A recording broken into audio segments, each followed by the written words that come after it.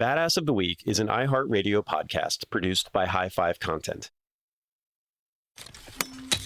The clang of pickaxes and the grunts of workers carrying away baskets of dirt ring out over the archaeological site. They've been digging and digging, finding old walls, old pots. But they were hoping to discover not only legendary treasure, but also proof that Homer's epic of the Trojan War was based on historical fact. Heinrich Schliemann, former grocery clerk turned businessman turned archaeologist, is wondering whether it's time to give up. He digs into another wall like he's been doing, but what's that? A glint of gold? He tells the workers to go take a break. He looks closer. Oh, yeah, that glint is real. Ancient treasure. Could it be the riches of the royal house of Troy, the treasure of King Priam himself? Heinrich is speechless. The myth is real.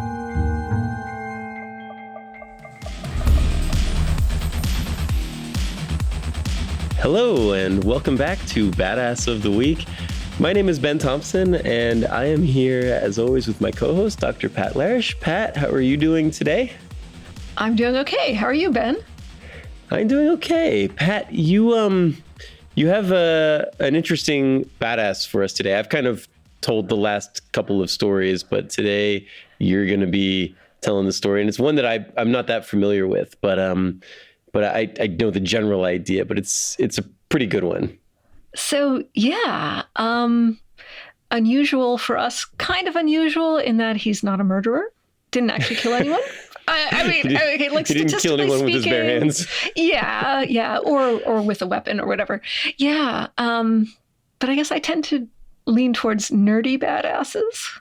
Yeah, we were looking at it right before the show of like how many badasses we'd written about that had like, literally been directly responsible for the death of another human. And it actually isn't that bad. Like looking at the feed, scrolling back through it, it's not terrible. We're not super bloodthirsty, but I do think that you have a guiding hand in that.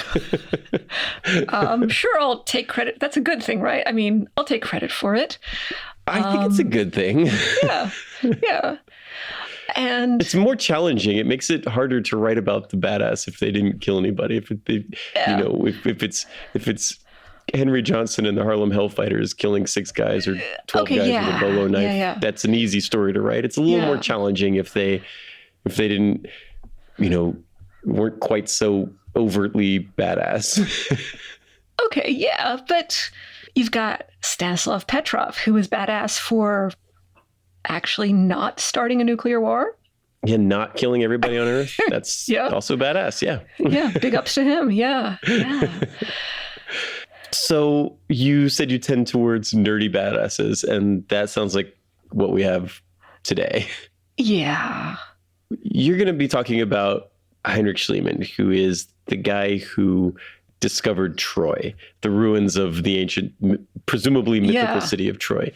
I love that we're going to do this right after we did the episode on Ramses the Great, because I do a lot of talks at schools. I have a book series called Guts and Glory, which is kind of, I jokingly refer to it as Badass Junior in my head, because it's basically this kind of thing that we're doing, but it's for middle school and high school age audiences.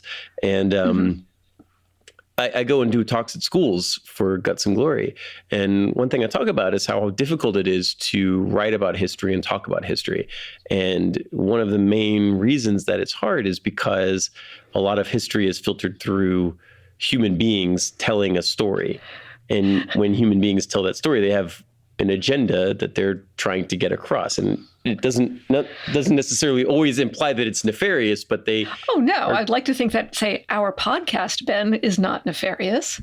Yes, exactly. And so, the example I always give is, imagine you're at the lunch table with a bunch of your friends, and 2 of your friends get into an argument, and they storm off and they're mad. And I interview those 2 people. I'm going to get 2 very different stories about what happened. I interview the other people sitting at that table, I'm going to get a different story from each one of them. I show the HD footage with perfect audio to the classroom I'm talking to. Every kid in that room is going to give me a different answer as to what they saw, or a different story as to what they saw. And that assumes everybody is trying to tell the truth. Yeah. Which with a lot of history is not true, right? A lot of historians are, this guy is writing the biography of the emperor and he is being paid by the emperor to write it. And he will die if it doesn't make the emperor look good. Or he's writing the biography of the previous emperor whom the current emperor doesn't like. Because he usurped him and murdered him. That's a scenario that sometimes happens. Actually, that guy was terrible, and you did the right thing by murdering that guy. And so, the story that I always like to talk about with that is the story we talked about last week with Ramses the Great and the Battle of Kadesh, which, he went off and he fought the Battle of Kadesh, and he came back and he said, I defeated the Hittites. And he built this big monument, drew these huge pictures of himself just literally driving chariots over the Hittites. And then when we did the we dug it up thousands of years later. For thousands of years, everybody believed that Ramses the Great destroyed the Hittites at the Battle of Kadesh. And then we realized, actually, at best, it was a draw. At worst, he got crushed, right? But that was the truth for a long time. But then there's the other side of it, which is what we're going to talk about today, which is, you read the Iliad and the Odyssey, and there's so many Greek gods involved and magic and mythology and all of this stuff. You think, there's no way. This is definitely allegory. This is definitely myth. There's no way that the Battle of Troy was real, until some guy, Heinrich Schliemann, he goes out there. Heinrich. Although when he published his autobiography in English, he called himself Henry Schliemann. Oh, interesting. Anyway, he goes out there and he finds Troy, and everybody has their minds blown because they thought this thing was a myth, and then it turns out it was real. And so, that's like the opposite of the Battle of Kadesh, is that everybody thought Troy was fake because Aphrodite was there, and then Ares is fighting there, and Achilles is invincible because he got dipped into a jar of invincibility potion or whatever. And but then it's real, and now nobody knows what to believe about anything. And that's the crazy bit about writing history. Yeah, the story's always changing. And you might think, okay, is his claim that he found Troy not believable? No, he actually did find Troy. He found a city that scholars agree, archaeologists agree, is Troy. And we have inscriptions and linguistic evidence, and that's what's cool about this whole story. And in a way, what's even cooler, I guess, is the story of him as a human. So I mentioned his autobiography. Mm-hmm. So, how to put it? Some of the things he says in his autobiography are not 100% corroborated by outside sources. So he's the microcosm of this whole thing. He's making stuff up, and he discovered the thing. He's discovered a real thing that nobody thought was real. Yeah. I think he had a very lively mind and a very vivid imagination. And sometimes it went in very useful directions. And sometimes it was entertaining for him, at least, or at least for me, as I'm learning about him. So, okay. Yeah. So let me just confirm here. So Heinrich Schliemann, he wrote an autobiography about his life and the discovery of Troy, because he became very famous for discovering Troy, and it being corroborated as, yes, this is literally Troy. This is where the battle took place. And, this was a real thing that happened in real life. For sure, like Aphrodite and Ares weren't there, but there was a battle between Greeks and Trojans. Where these gods were not literally present was a real thing. Yes, it was a real battle in a real place that actually happened between Achaeans and Trojans, and it was here, and he found it, and he wrote a book about it, and the book has a lot of exaggeration. Yes. Potentially exaggeration. A lot of uncorroborated evidence. He might have been embellishing his... told the historical fiction version of his story. He might have made himself the main character. I learned a good phrase recently. I've learned that there's the kids these days, if you want to call it that, or there's a phrase called you describe somebody as being a main character. And this is a derogatory term that you use to refer to somebody who believes that the entire world revolves around them. They are the main character of their own story. And I like this. I learned this recently. I enjoy this. I like it. So he's kind of the main character. He's kind of a main character of his own story. Yeah. Okay. And, this is a guy who likes stories. Yes. And is good at telling them and told a good one. He did. Yes. And we are going to retell it, I think. Oh, yeah. Oh, yeah. All right. Pat is going to retell it after this. And I do want to kind of preface this by saying I knew of this story, but I had never read his biography. I knew very little about him other than that he discovered Troy before we started working on this episode. You guys stick with us. We're going to take a quick break and we'll be right back.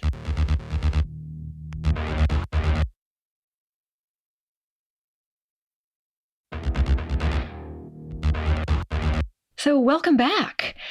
Heinrich Schliemann was born in 1822. He grew up in Germany. His father was a Lutheran pastor.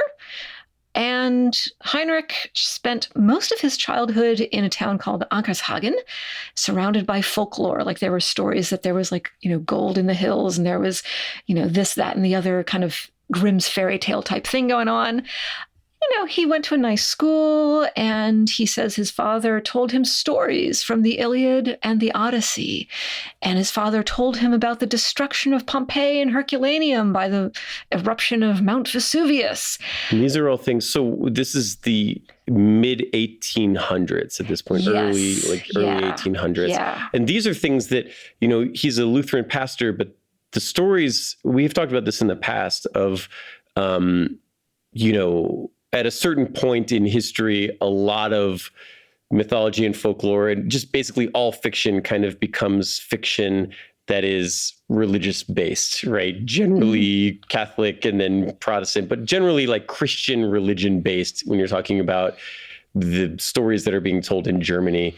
And but the Iliad and the Odyssey, they persisted. They never went out of style, even though they involve false gods and stuff. So we talked about with Hercules, where Hercules, he kind of becomes synthesized a little bit with some of the saints every once in a while, but he becomes an allegory for this, that, and the other moral virtue. And but they keep these stories because these stories have persisted in Western culture for so long that you cannot eradicate them. And they're still in the public mind in the 1800s when amongst Lutheran priests or pastors. Yeah. So Heinrich grows up surrounded by stories which, whatever your personal beliefs about the gods, Aphrodite, Ares, Hera, Zeus, whatever your personal beliefs, there's also a lot of just actual human drama. You've got warriors being tested in battle. You've got, wives and parents and children saying, tearful farewells to their soldiers about to go off to war. There are people being just kind of pissy and sulky. And so, these are good stories, hashtag relatable. And, his father tells him about Pompeii and Herculaneum, the ancient towns in Italy that were destroyed by Vesuvius, which started to get dug up in the previous century. And so Heinrich grows up with, on the one hand, these epics that have been around for millennia. And then on the other hand, the knowledge that there are ancient cities that are out there in the ground, and they're a little hidden, but we can discover them. And that's interesting because I never really thought about it like that because, we think of, when we picture Pompeii and Herculaneum, we think of, the people who were kind of turned to stone, basically. Yeah. Just covered by the ash. Bam. Yeah. Yeah. And that's it. And you can go there and you can see them in that state. But you forget that was lost to history for a while. I didn't really think about it, but that was dug up within Heinrich Schliemann's father's lifetime. So, yeah. And, Ben, as you said, Troy at this point it was thought of as a fantasy place. It was an idea, not really a place on a map.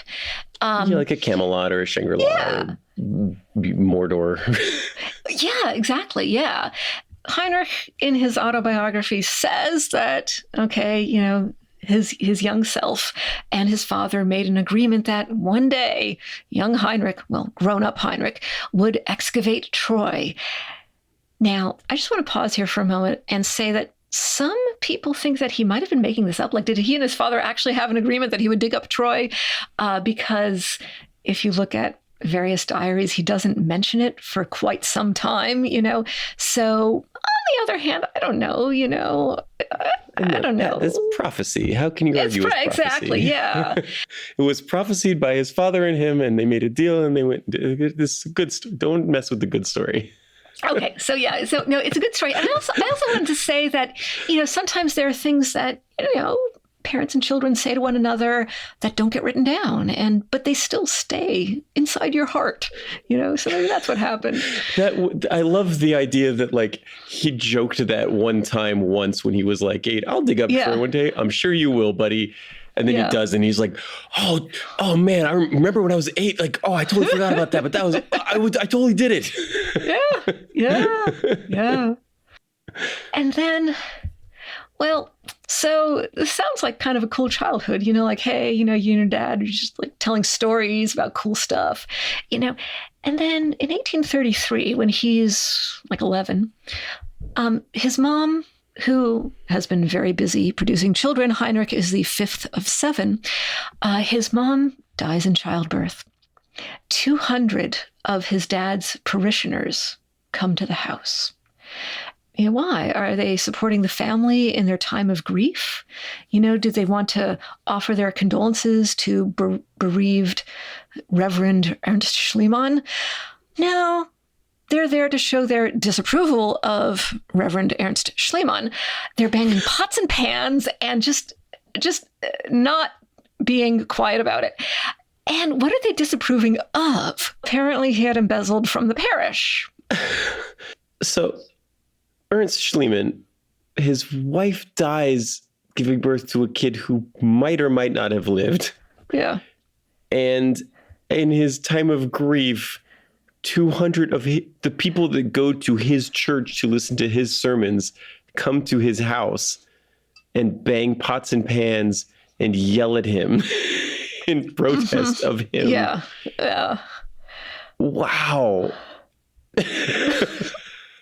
And presumably Heinrich is there to witness this. Yeah. Mm-hmm. So, wow. yeah. Ernst Schliemann, even if he was like a real piece of crap, like this seems excessive. He'd have to be like really, really bad. I mean, I kind of wonder if maybe his wife was the one factor kind of holding this all off. Like out of respect for her, maybe they held off during her lifetime, and then they're like, they're not like disrespecting her. They're like finally it's not a protest over her. It's like we liked her, and now that she's gone, we're gonna maybe I don't know. You're next. Or like we can finally tell you how we feel about you. Yeah. The thing is, so Ernst, how to put it, he wasn't the world's most faithful husband. That seems like this tracks from what we know about him so far. Yeah. So Reverend Ernst Schliemann gets suspended without pay, and Heinrich, who had been going to a nice school, they can't really afford his school anymore. Oh dear. And this is Heinrich, who's growing up with stories of the Trojan War and Pompeii and Herculaneum, and he's got this very lively mind and this lively imagination. Oh, okay. So what do? He gets a job at the grocery store. Oh. Which is okay, it's a thing that people do. It's honest work. So Heinrich's doing his grocery store job. He's stocking the shelves. He's sweeping the floor. Heinrich's at the grocery store, just, doing his thing, And one night he's working the late shift and some dude walks in and he is drunk off of his gourd. And Heinrich's, he knows this guy. Oh, guten Abend, Herr Niederhofer. How can I help you? And Herr Niederhofer says something Heinrich doesn't understand. It's all Greek to him. But It's not because Herr Niederhofer is slurring his words because he's drunk, although he might have been slurring them a little bit. Meninaedatea Peleia deo Achilleus. Achilleus? Herr Niederhofer goes on for a few more lines. Atreides te anaxandron kai dios Achilles. Wait a minute, Heinrich thinks. Atreides? Achilles?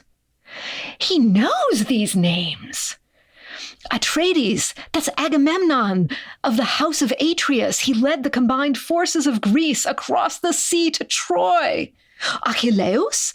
That's Achilles, the best of the Achaeans, the mighty Greek warrior, son of a goddess, who, got dipped into invincibility potion, whose mood could turn the tide of war.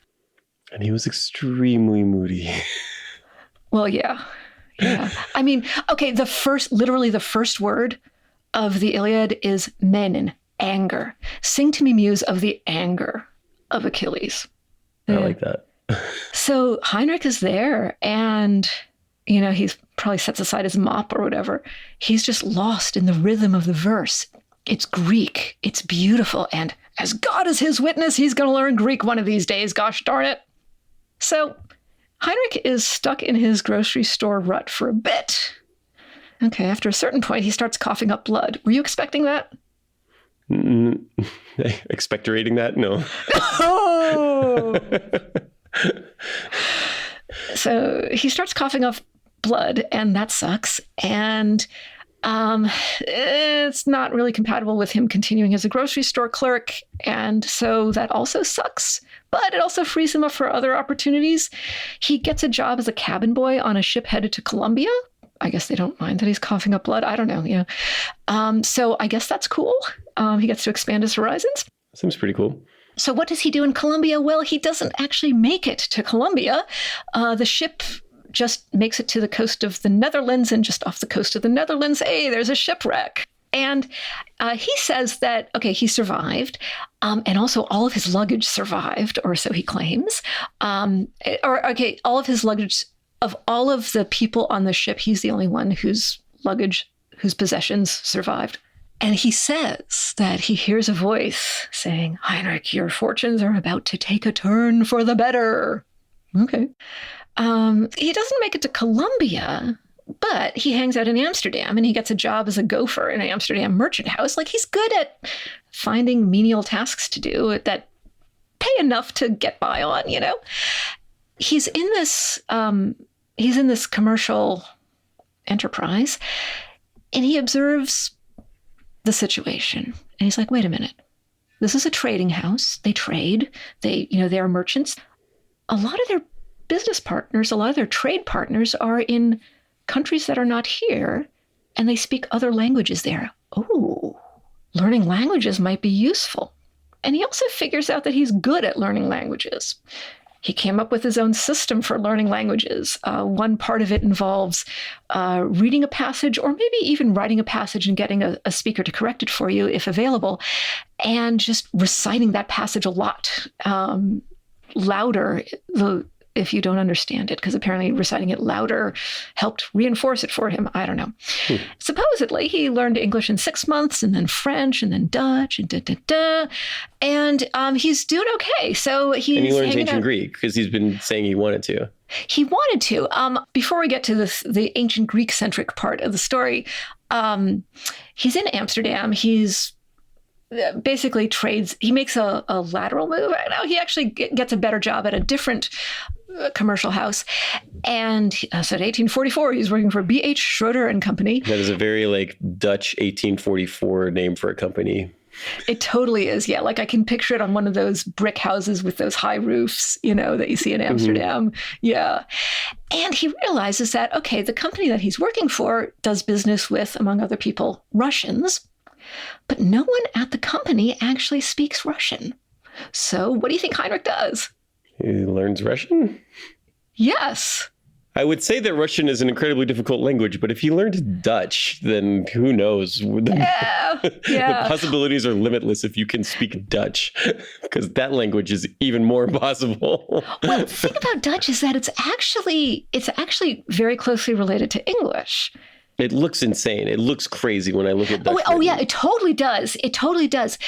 But if you hear it spoken, you might hear words like, or if you learn that, oh, this word means this word in English, then it totally makes sense. But that doesn't stop Heinrich. He decides to learn Russian, and he manages to get himself a nice job in St. Petersburg. So he's doing that for a few years. And then in 1851, he gets news from California that his brother Ludwig, because remember, he's one of several siblings, Ludwig, his brother, had moved out to California during the gold rush and died of typhoid fever. But before he died, Ludwig had made a considerable amount of wealth. So Heinrich Schliemann moves out to California and taps into that whole vibe, opens a bank in Sacramento, basically goes into the gold dust trade. He manages to move over $1 million worth of gold dust in the span of 6 months. And that's $1 million in 1851. Which is like $10 billion in ridiculous. Modern money. Yeah. Ludwig, you were my favorite brother. Yes. Wow. So that's it. His brother dies and he moves to Sacramento and opens a bank and just makes a couple of good business deals and his life's different.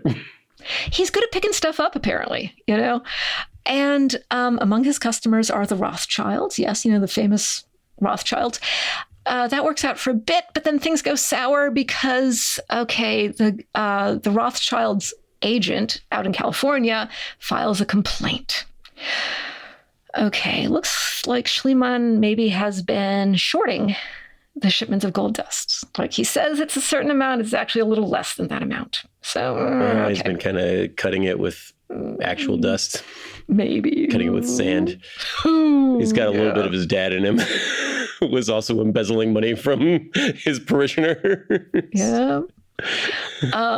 So Schliemann, who has mentioned in his journal around this time, he's been ill a few times. He all of a sudden becomes seriously ill and he needs to leave California for health reasons. Like, okay. Mm-hmm. I'm coughing up blood again, I think. Yes. Mm-hmm. So, we have Schliemann's journal. And there are a lot of things in his journal and in his autobiography that he published that sound plausible, but maybe aren't actually quite true. So I'll just list a few. He says he got U.S. citizenship in 1850 when California became a state. That's not true. He didn't actually get citizenship until 1869. And anyway, on that date in 1850, which would have been July 4th, our friend Heinrich was actually in St. Petersburg. And I mean St. Petersburg, Russia, not St. Petersburg, Florida. He claims to have had dinner with President Millard Fillmore and his family. Might have just been something he wrote in his journal based on regurgitating some newspaper articles. Also in his journal, he says that he was present at the fire of San Francisco on June 4th, 1851.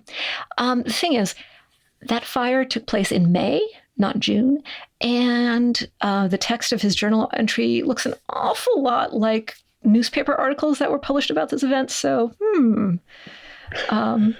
Anyway. I was in the area. I was familiar with. I knew somebody who was there. I'm guilty of this sometimes. Okay, and maybe his journal is a way of processing information that he has received. Who knows? He didn't publish his journal, right? His autobiography is different from his journals, right? Yeah. So that's okay. You can write whatever you want in your journal. Oh, totally. Yeah. I can write that I feel like that's okay. I'm the prime minister of the moon. If he's publishing it in his autobiography, that's a little different, I suppose, because then he's expecting you to buy it, like literally buy it. Mm-hmm. But, his journal, maybe he didn't expect anybody to see it. Yeah. You what you write in your journal, it's for you, Anyway, one way or another, he makes bank. Okay. He has money. So what does this guy do with all of his money? He has $1 million, which I can only hear in the voice of Dr. Evil. Oh, yeah. And I would like to think that some of our listeners, or maybe all of our listeners, are picturing us putting our pinky fingers to the corner of our lips. I liked it because you did that the second I started that phrase. You did the Dr. Evil gesture. Yeah. I think we're contractually obligated to do the Dr. Evil gesture. Mm-hmm. Anytime anyone says $1 million. So what does he do with his $1 million? Should we tell you after the break? I think we have an idea, but yes, we should get into it after the break.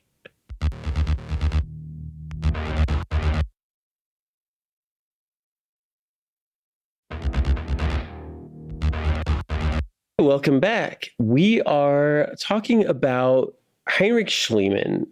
It is the mid-1860s. Heinrich Schliemann is a German citizen who has immigrated to California because his rich brother dies, leaves him some money in California, which Heinrich Schliemann turns into $1 million, possibly by embezzling from the Rothschilds, who get mad at him, and he flees, I think, just before the Civil War. So now he's kind of wandering around with a bunch of money and isn't quite sure what to do with it. But he is classically trained in the Homerian epics. He speaks a bunch of languages. And according to some versions of the story, he has been prophesied to be the man who discovers Troy. Is that generally accurate?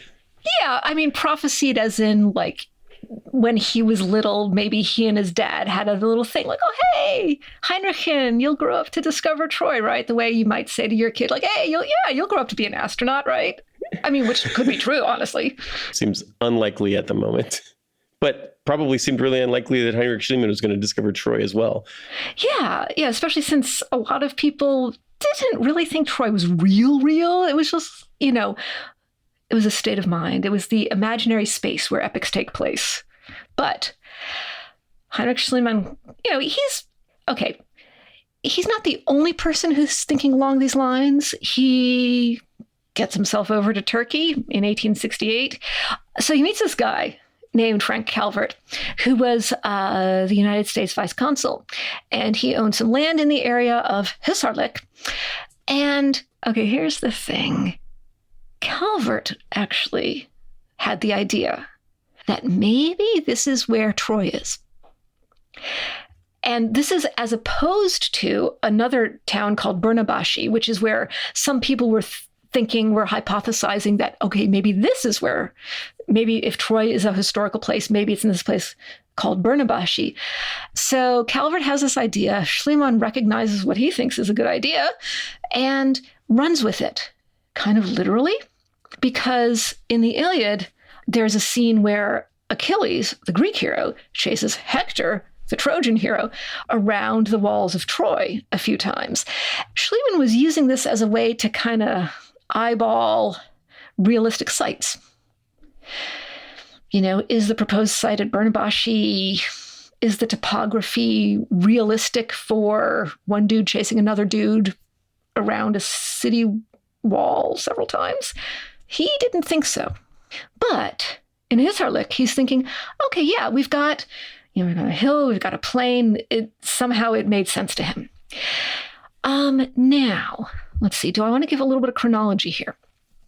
The events of the Trojan War, at least according to, Greek traditional chronology, might have been 12th or 11th century BCE. 12th to 11th century BC. Yeah. Like the lifetime of Ramses II. Oh. Who died in 1213 BC? I guess that's... Okay, yeah. I guess that's ish. Just at the cusp of the 12th century. So the Battle of Kadesh would have been 100 years before the Trojan War? Maybe. I mean, I say 12th or 11th. Like, it's all kind of vague, but... Between 100 and 1100 years before the Trojan War. Yeah. But same time, the Hittites... Yeah. Now, the Homeric epics were composed probably sometime in the 8th or 7th century. So, the poems describing these events And they weren't really put down in writing until the 6th or 5th centuries.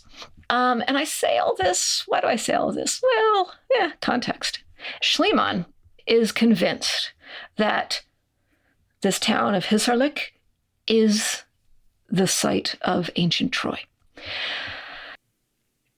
And Hissarlik at this time is a functioning town. It's a real place that people are living currently. Yeah. It's not like a ruin. No. So Hissarlik is the modern name, but really it's a reference to this kind of hill area that's a mound that's looking kind of ancient. Okay, so it's an ancient site, but it's a lump. Yeah. Yeah.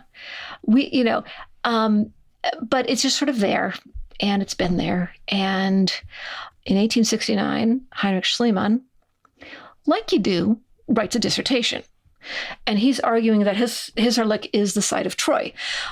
He submits the dissertation to the University of Rostock, and they award him the dissertation, the doctorate or whatever, in absentia, because I guess that's a thing you do. So Schliemann argues that Hissarlik is the site of Troy. This is based on a lot of other people's ideas. It's kind of moving from, oh, yes, Calvert has convinced me to, okay, well, I convinced Calvert that, okay, whatever. He starts excavations in 1871. He gets about 100 workers, 150 workers. He also, and this is also important, gets the Firman, which is the official paperwork from the Ottoman Empire, because we're in Turkey, remember, granting him permission to dig. And there are all sorts of requirements and stipulations. An Ottoman official has to be there, and Schliemann has to pay this guy himself, And sure, I mean, this is kind of standard. It is, digging in ancient sites in various parts of the world, right? You want to excavate some Egyptian tomb, there's got to be a government official there with you, right? Like, yes, this happens all over the place. Yeah. And so, Schliemann is there. He's got his group of workers whom he's recruited from the local population. He claims to have served as an unofficial doctor for the whole group. There's a story where allegedly there was a 17-year-old girl from the area who was almost too weak to walk. She had lots of sores on her skin, and he gave her castor oil, which is something I only think about in a 19th century context. He had her do some exercises, spend time in the sea every day. He also had his wife, Sophia, give her a nice dress out of her own collection. Supposedly, this all worked, and she walked for 3 miles one day to thank him. Her sores were completely gone. I don't really know how to assess this claim. Did Schliemann have any training as a doctor? I don't think so. He gave her castor oil and a dress. Well, because everyone was giving, in certain parts of the world, everyone was using castor oil as like the thing that you take for health, I guess. Yes, right? But Pat, this is prophecy, because the twin brothers of Helen of Troy wore castor and pollux. So castor oil, castor. This is, oh my God, this is definitely the site. It worked. Galaxy brain. Whoa. Okay. It helps to picture this guy, because he is kind of like a nerdy looking guy, but if you put him in a top 1800s hat, Germany, he wears a top hat. He's got a mustache. Sometimes you see him in glasses, not always, but like, he's awesome. This guy looks great. Like, you should look up a picture of Heinrich Schliemann, because it's very worth it. And just imagining him kind of working at a grocery store and being like, I'm going to discover Troy one day. And then he does. It's crazy. Yeah. But he thinks he's got it figured out. It's this big hill here that was a site of some ancient Hittite thing that never really got excavated, but he's going to find his own Pompeii underneath this pile of dirt. Yeah. So there's this big mound, and if you're convinced that somewhere in this mound is a city that was described in an epic that you love, how would you approach? Which if you found it, would be one of the most like sacred sites in all of human history. Yeah. You think you have found Camelot. You think you have found Atlantis, right? Yeah. I think it's here, and it's under this mound of dirt. So how would you approach the digging process? Well, I imagine it involves a lot of tiny paintbrushes, and I've watched them like kind of dig out dinosaur bones where you you have a little tiny chisel and you have a little child-sized toothbrush or paintbrush or whatever, and you brush. And eventually, after 20 years of hard labor, you find the top of a bone that you can uncover. Yeah. And you're carefully taking notes and, preserving the context. So taking pictures of everything. Oh, yeah. Rubbings, etchings. Mm-hmm. Yep. And like, what layer are you finding things at? Because that gives you valuable context, Mm-hmm. So our dude brings in battering rams and windlasses. And I honestly had to look up what a windlass was. It's a huge contraption with like pulleys and whatever. And it's just big. A windlass? Yes. So I'm currently Googling a picture of what that looks like. Yeah. Oh, this is like a machine. Yeah. It's like a big chain and like some cranks. This is not. Yeah. This is not a delicate piece of equipment. This is No. This is medieval looking. This is like a medieval torture device looking thing. Yeah. This is not a handheld trowel. It is not a child-sized toothbrush. This is a thing you use to like dig a well. Yeah. So he and his team dig a huge trench right through the middle of the mound. Where they that's how you excavate like a badass. You drive a bulldozer directly through the excavation site. Yeah. We're going to take a striation here and see what's there. Yep. And this trench, it's 40 meters wide. What's that, like 130 feet? It's 56 feet deep, which is like 17 meters.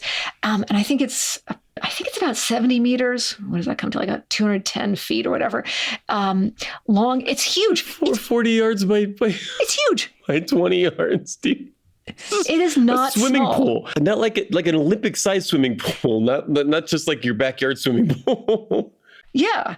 And it goes down the equivalent of like several stories of a house, like several basements, sub-basements, and he actually winds up, he's just, Leroy Jenkins.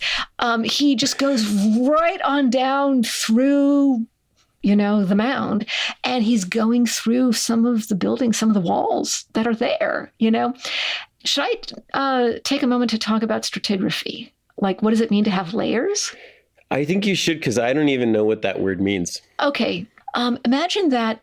Okay, you think back to your childhood, and let's imagine that everything you owned as a child, you just threw in a pile in the middle of your room, and you just kept adding things as the years go on. So the stuff at the bottom of the layer is going to be when you were a little kid, as she puts it, the clothing is the smallest in the lowest layer, but the Legos are the biggest, because you know how like they have those big chunky Legos for little kids. And then over the years, you just keep throwing stuff and stuff. So the clothing is getting bigger, instead of a onesie, you've got like, jeans and t-shirt or whatever. If you just don't touch that pile, you can actually go back and look at the layers and say, oh, okay.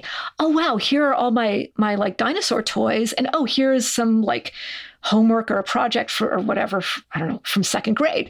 Oh, that must mean that second grade was the year that I was really excited about dinosaurs or whatever. So, or that's what someone might deduce from going through the layer very carefully, You see this in geology sometimes, where that's just how they tell how old a thing is. Like the different layers of Earth have different things sitting in them.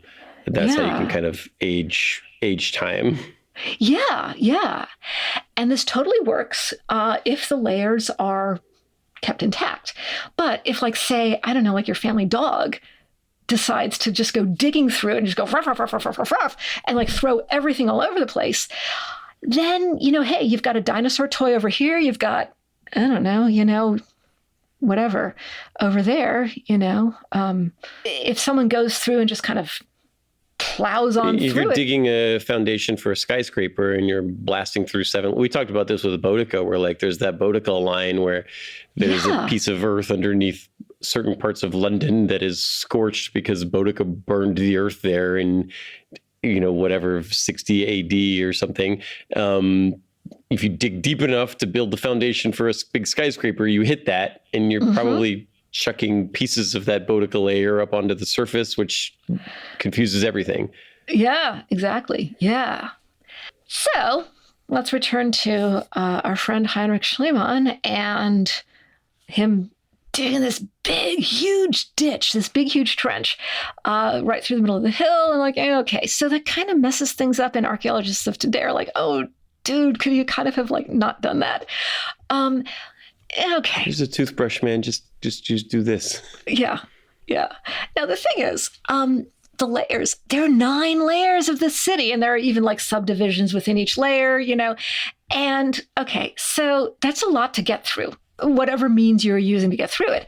And they dig and they dig and they dig. They find some metal stuff, they find some pottery stuff, but like, where's King Priam? Where's Hector the hero? Where's Andromache? Okay. So they're like, this is worthwhile, sure, cool. It was a whole bonding experience for all of us, I guess. All good things must come to an end.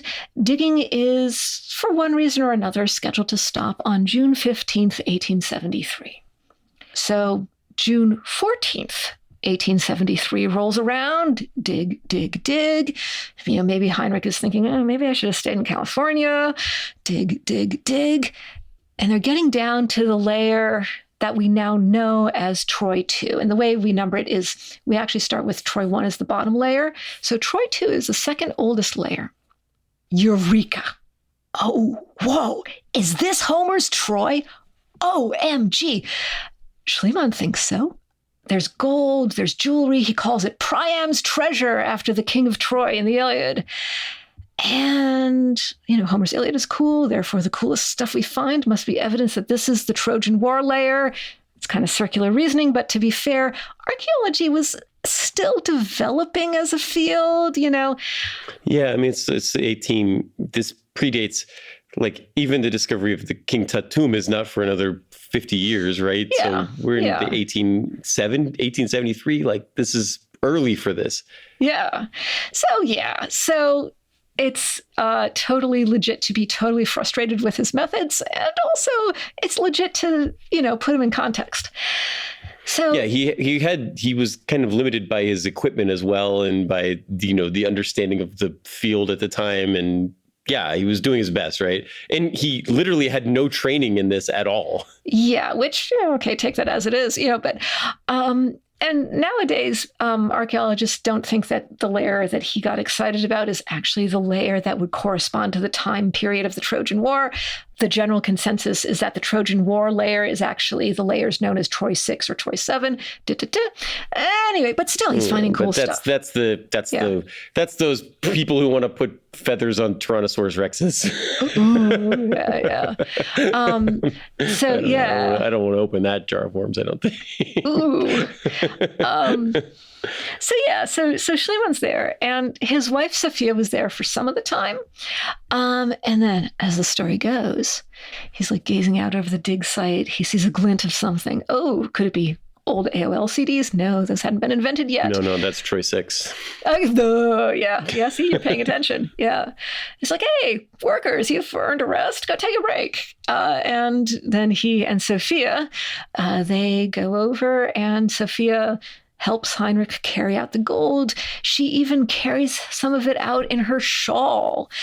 And so these gold pieces from the treasure, some of these are really elaborate jewelry. And there's a famous photo of Sophia Schliemann wearing like a headdress and necklaces that were found.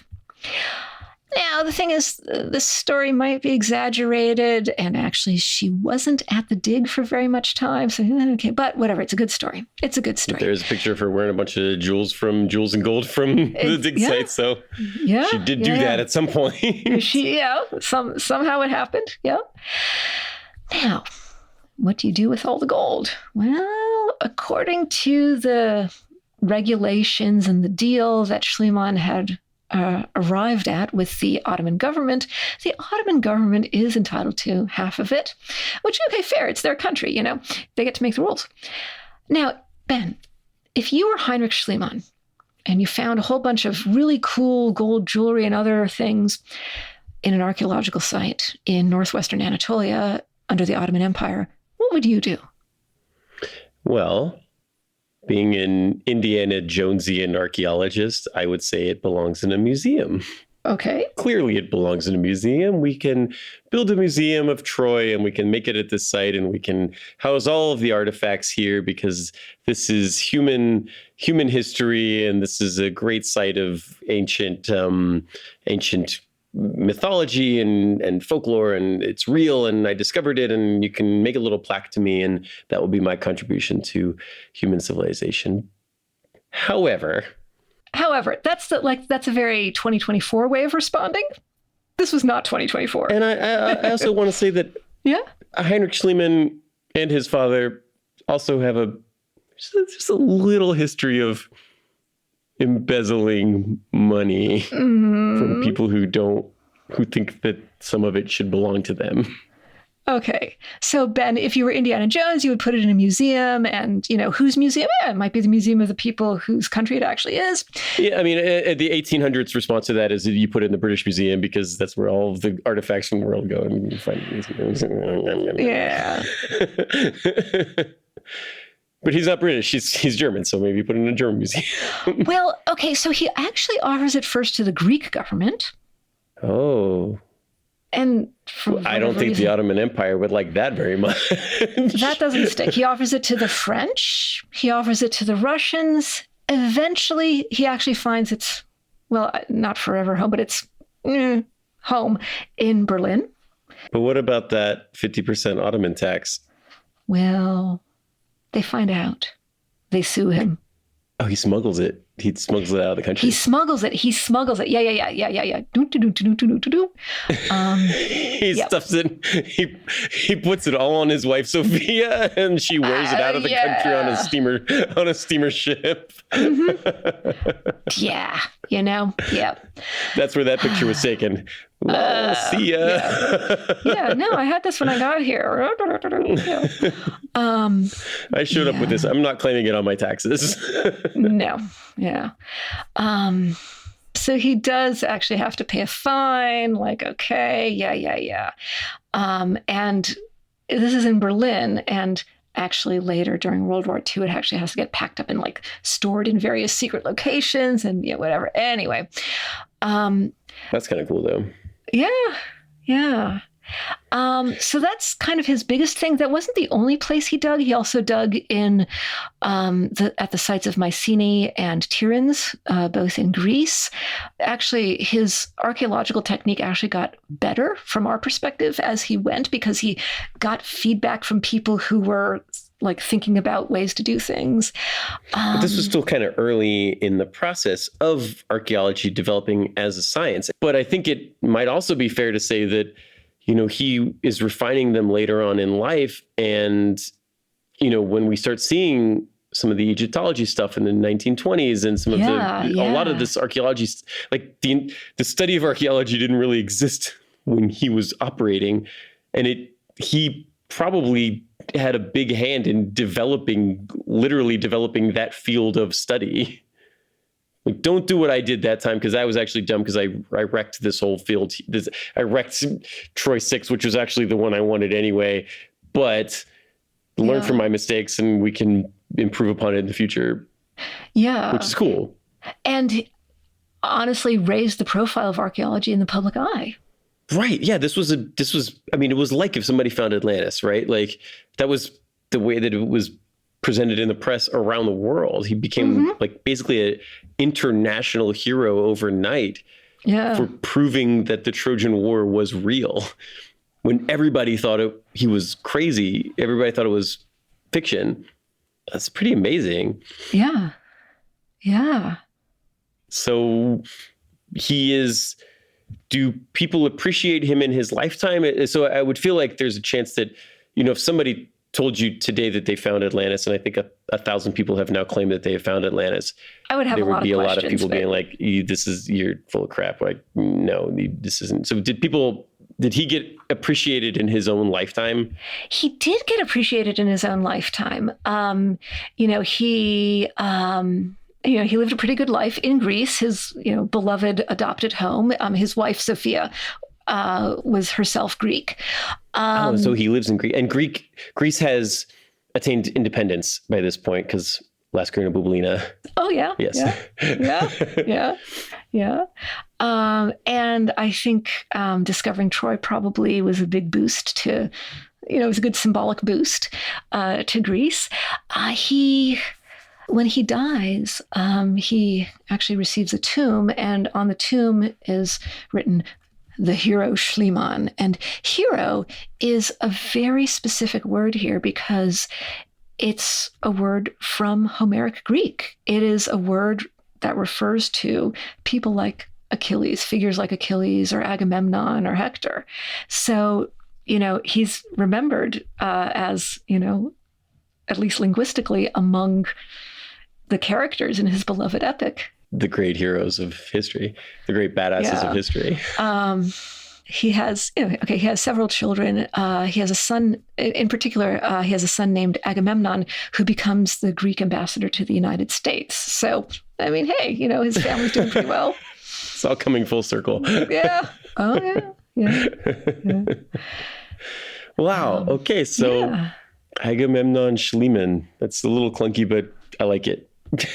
Yeah. And so that is Heinrich Schliemann. He was some guy who ended up becoming a world famous archaeologist by going completely all in with his fortune, which he was never going to make again because he inherited it and he had no chance of doing that again. He spent his entire wealth to find Troy, and it worked out for him. He became a hero in his own life. He became a national hero of Greece, a national hero of the world, a person who discovered a thing that nobody believed was possible, and then got to enjoy the benefits of being a hero Schliemann, which is kind of awesome. Yeah.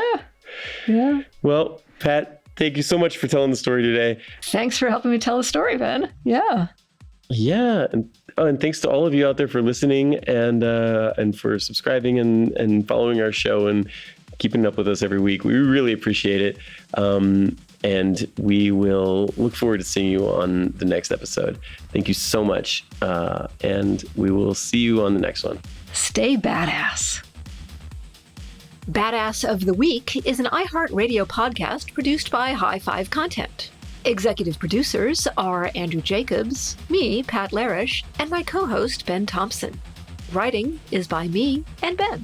Story editing is by Ian Jacobs, Brandon Phibbs. Mixing and music and sound design is by Jude Brewer. Special thanks to Noel Brown at iHeart. Badass of the Week is based on the website badassoftheweek.com, where you can read all sorts of stories about other badasses. If you want to reach out with questions, ideas, you can email us at badasspodcast@badassoftheweek.com. If you like the podcast, subscribe, follow, listen, and tell your friends and your enemies if you want, as we'll be back next week with another one. For more podcasts from iHeartRadio, visit the iHeartRadio app, Apple Podcasts, or wherever you get your podcasts.